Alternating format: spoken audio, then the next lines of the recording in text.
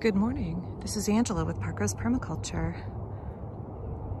Out here this morning because I got a lot of feedback on my recent video about my plum guild and feeling like I just wanted to send some words of encouragement to folks that you should have freedom and enjoyment in your guild designs. By the way, if you hear drumming in the background, there is a woodpecker on my neighbor's tree trying to attract a mate. Loads of songbirds out again this morning. Part of me always feels sad that I no longer live in the Midwest with a huge diversity of songbirds, but I do enjoy the ones we have here in Portland. Right now, loads of chickadees and Anna's hummers and robins. Okay, so here is a update because you all said you wanted to know more about the composition of my various guilds. So I thought I'll give some updates on what they look like early in the year and then come back and update you when they are fully at the peak of their production later in the summer. So this is a bush cherry guild. Now behind my bush cherry is a early Laxton plum, and let me step over here onto my greenhouse foundation. This early Laxton plum I consider a separate guild. I have separate support plants, although here in the border I have ones that overlap and support each of my fruit crops. You'll notice my early Laxton looks sad on this side. It got bacterial canker, and in my climate, well, in any climate, the only solution is to remove all infected material. So right now it's a very lopsided tree, hoping to rehab this with fresh, non-contaminated foliage as time allows it to regrow. But this half still produces great. So just sometimes what happens, it's not as aesthetic as I would like, but I need to support the health of the tree. And that meant removing infected material. But today let's focus on this bush cherry. Now, I have a Romeo and a Juliet. This is Romeo. I have my Juliet over here. I really love bush cherries because, as you can see, I have a couple videos on them, but as you can see, this is about as tall as they get. So if I want to protect them from cherry maggots, which are a problem for some people, I have yet to get them on my bush cherries. I think they tend to prefer some of the sweet tree cherries. But I can net this from the ground. I also can harvest it without getting on a ladder. I think it's a great small cherry tree and a great plant for a smaller garden or a garden where you don't want to get on a ladder to deal with your cherries.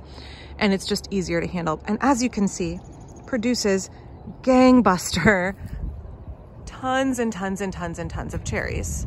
So for a small plant, I get a load of cherries. They are considered sour cherries, but I find them great for fresh eating. And sweet cherries to me can be kind of sickeningly sweet, and I really like the acidity in these cherries. So I have some overlap plants here that I consider supporting both guilds. One is a rhubarb, which is just coming up. Here, don't mind the dirt because I just had to move some soil out of the way to work on this foundation. So I have a rhubarb here. This is an unnamed variety that I got free as a division off of Craigslist many years ago, and it will fill in this area. Check out my rhubarb videos. I love rhubarb as a plant in a guild because it shades the ground and prevents water loss, and those big giant leaves help funnel water down to the ground at the base of the plants. Next to it, I have just coming up some Russian Bocking 14 Comfrey, and I have another one there, along with a Nerf dart my kid left in the yard. Obviously, Comfrey, fantastic traditional permaculture guild plant. I mostly love it for making foliar spray, comfrey tea fertilizer, and plant food, and for chop and drop. Those will get big and have lovely purple flowers, bring in all kinds of bees and other insects, provide food for them. I have here a tree peony, which is young, that I got at Portland Nursery as a splurge for myself last year as a birthday gift for myself. They were on sale for $10. So that will get quite large. You can see the hole here. Right before I came out, Mr. Squirrely was out here digging, so I'm gonna come cover that up later. Here I have a Evergreen Blueberry, and if you notice, there's no foliage on the back of this, and it's leaning that way. This is the blueberry that I just took out to put in my arch over here. My goji berries were smothering it, and so it has grown leaning out this way, and that made me think this would be a great spot for it because it will lean out over the driveway. It's a half-high blueberry, so this is as tall as it gets, so it's not gonna compete or push up against my bush cherry. And I should get a good crop off of it, so this is a mid-layer shrub in my fruit guild. Now, it looks a little straggly. Again, really it was struggling under the weight of my very happy goji berries. So I removed half the foliage, and I'm probably gonna come back and remove some more, because April is not a great time to be transplanting a mature blueberry. Underneath, I have all kinds of other herbaceous things that are just getting going. And this is where I want to encourage you all to have the freedom to plant what you like in your guilds. Plant what you enjoy, plant the flowers you enjoy. If you plant flowers, for the most part, you will get a benefit for your garden.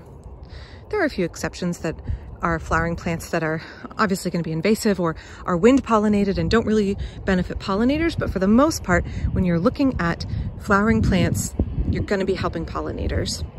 Here I have a gaura. I have here Zagreb coreopsis. This is one of my favorites because it spreads. Now it'll get about this tall with yellow flowers, and this plant spreads so you can take a chunk and move it around.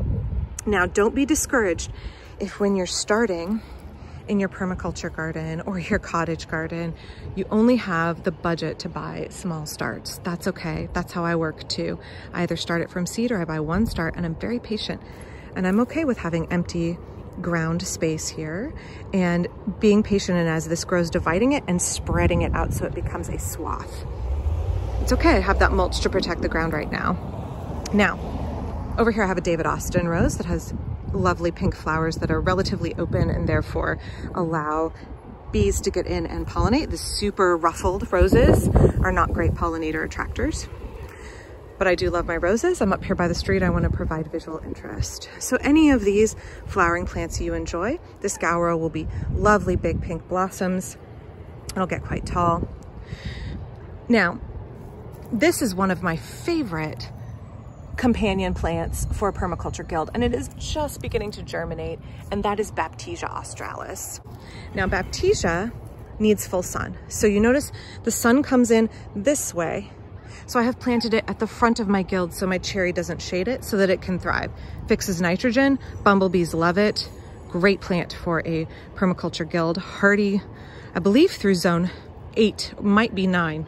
Well, the recycle trucks are rolling through and my neighbors have a chainsaw going, so I'm gonna wrap up. This is a look at my bush cherry Romeo and the supporting guild around it.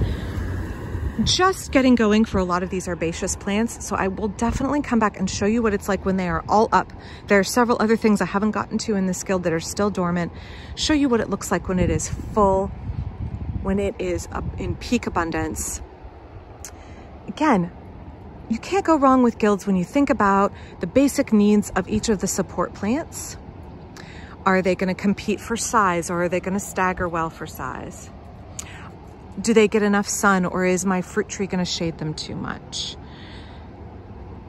Do I have enough drainage? Is the soil pH right? Here I'm not worried about my blueberry because my soil is naturally really acidic, so I'm not worried about it and the plants around it. Totally going to be fine for it.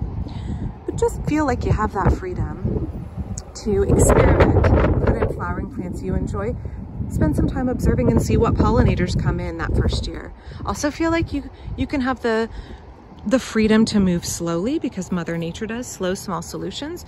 If you start with one 4-inch pot and you are slowly dividing and spreading it out because it's not in your budget or financially responsible for you to get 6 or 8 plant starts at once, that's okay. Keep protecting your soil with mulch, and those plants will fill in eventually. So thanks for watching.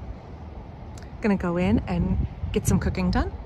Please like this video if you enjoyed it, and please subscribe to my channel. If you have specific guilds you want me to cover, I would love to hear that in the comments, and I will definitely get to them. And I will be back to this guild later in the year so you can see what it looks like when it's really robust. Thanks.